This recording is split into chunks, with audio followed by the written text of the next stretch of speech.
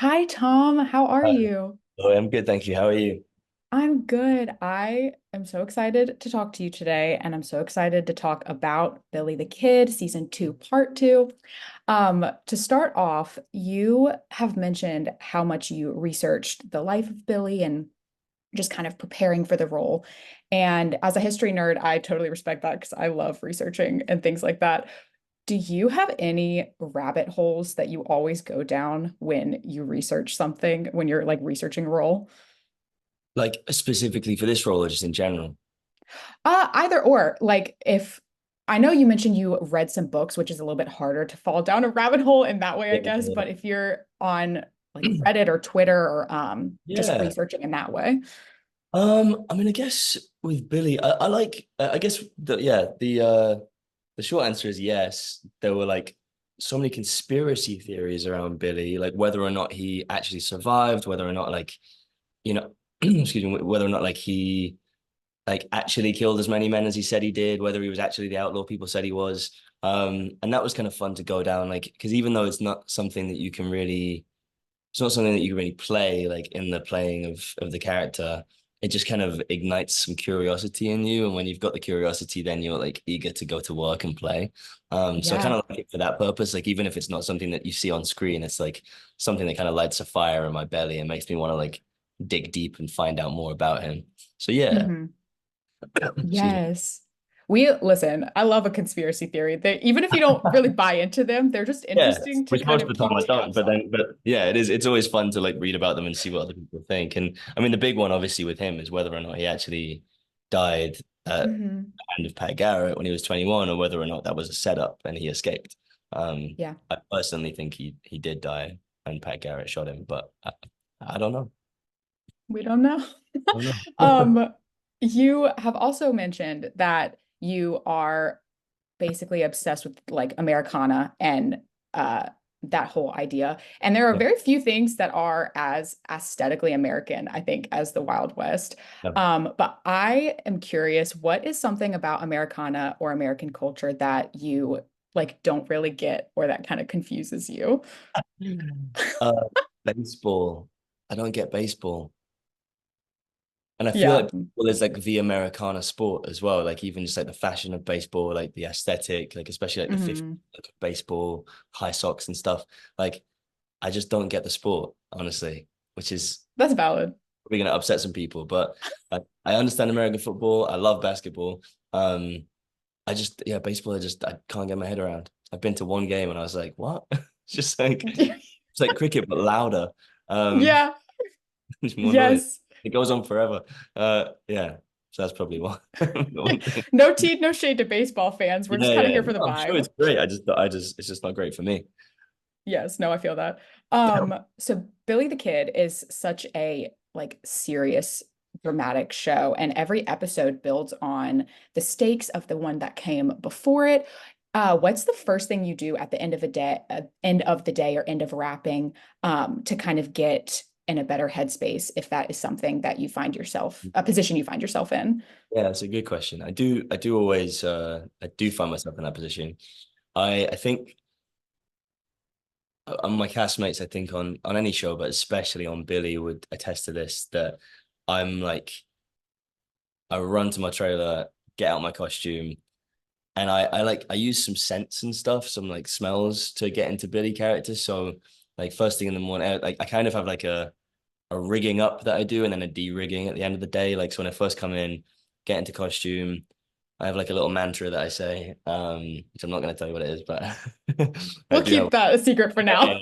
And I play a certain type of music when I get in the morning, and I spray like a smell that I've chosen that is like Billy's scent.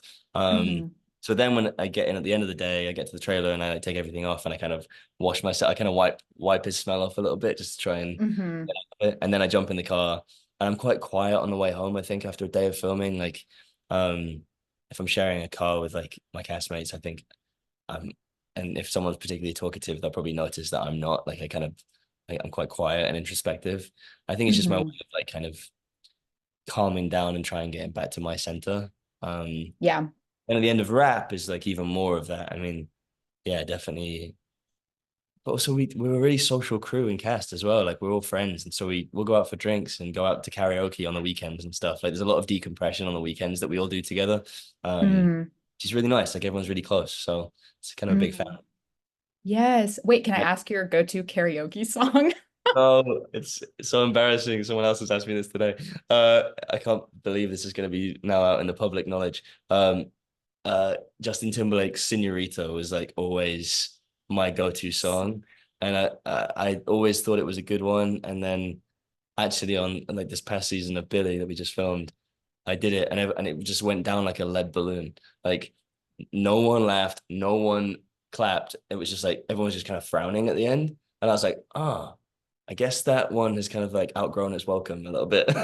Oh no. Listen, I'm a firm Yeah. believer that if you like it, then it's And I fine. did, but maybe that's what it was. Maybe it outgrown me, or I'd outgrown it. You know Mm. what I mean? Like I've been doing it since I first started doing karaoke Yeah.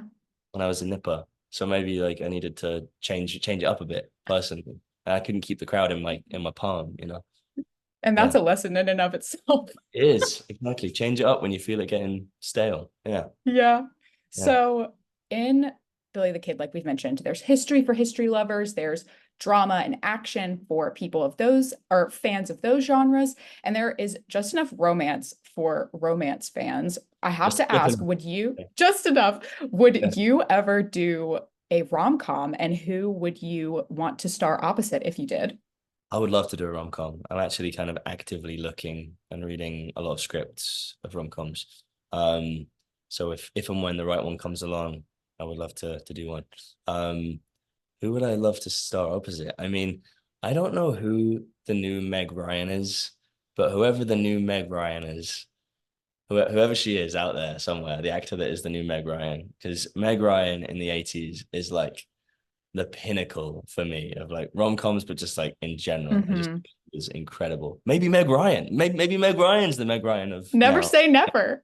Maybe me and Meg Ryan could do a rom-com. That would be fun. That'd be really fun. That would be super fun. Hmm. Need someone to write it. Also, I think Haley Lou Richardson is really great as well. She's really funny and she's got like that charm and charisma. So yeah, it could be a good one too. Oh, love her. Yeah, We need to call people to get this ball rolling. we're already on it. Don't worry. Yes. Um, and obviously fans of Billy the Kid and of you are also highly likely to be fans of the Hunger Games. And Yeah. that was such a smash success, the Ballad of Songbirds and Snakes.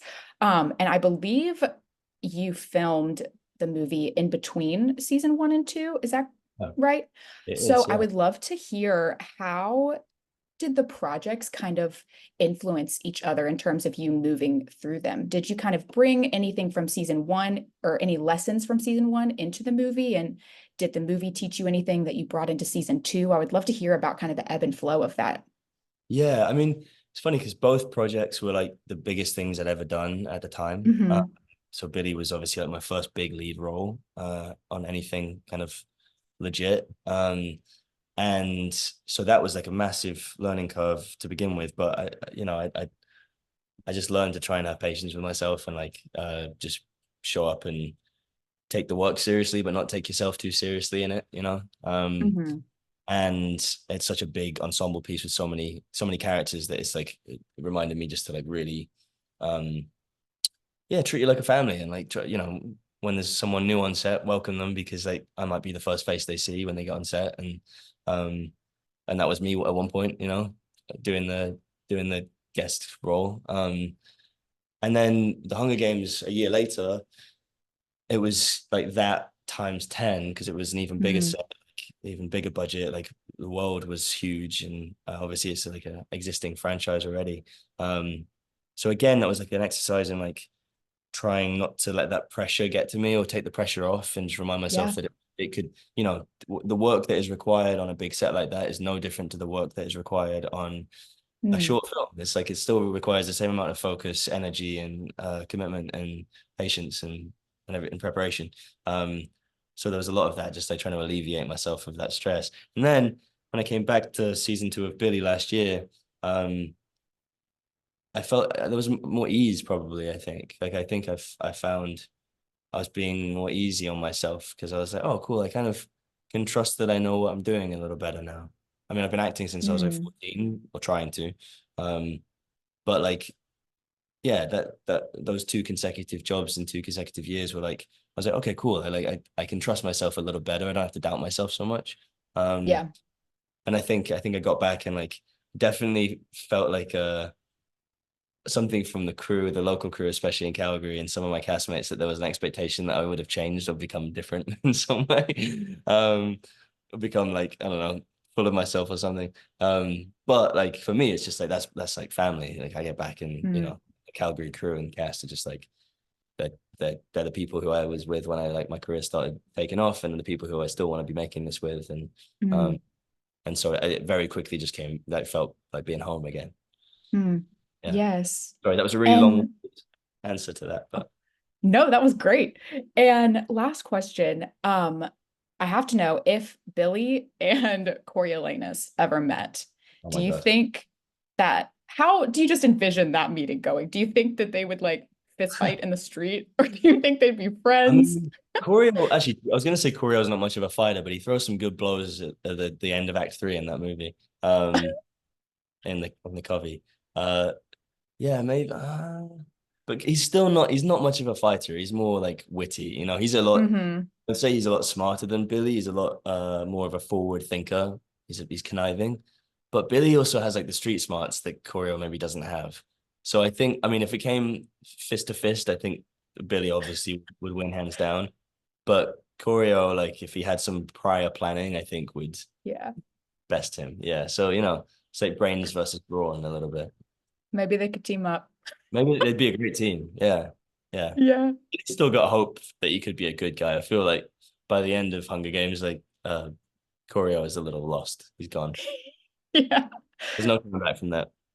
Yes. Yeah. Well, thank you so much for taking the time to chat with me. Congrats on part 2 of the season. I'm really excited for people to see it.